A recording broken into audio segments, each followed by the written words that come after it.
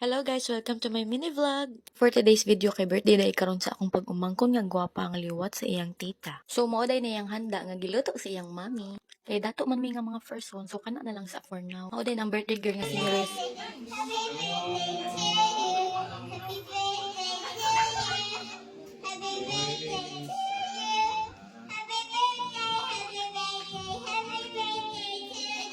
So 4 years old na day siya karon. Nya mao na iyang family. Iyahan nagiblaw iyang cake. Happy birthday, Shan! Nya mao na kong sister akong pag-umangko ng og cellphone niya nag-video murag mga gwapa og gwapo. Aw puro day gwapa. Ay, happy yarn. Nya karon ako ipakita sa inyo sa ano ko pagkaon ng handa. Yummy kaayo guys, favorite yun din ako ang carbonara sa kong ate kay creamy kaayo nya perfect nya wala pa gigitipid sa mga sagol. Kung makatilaw siguro mo makaingon mo goodbye diet. Nya kana pud yung special sa diri ta lami isad kaayo asad jud gitipid sa sagol makakuha jud kag daghang kanon. Lami kayo akong kaon no. Gigutom ko noon kog balik wala nag-edit. Yo yo yo yo yo yo yo.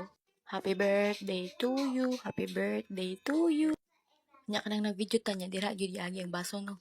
Tilokon gyud nato kay lami biya kayo.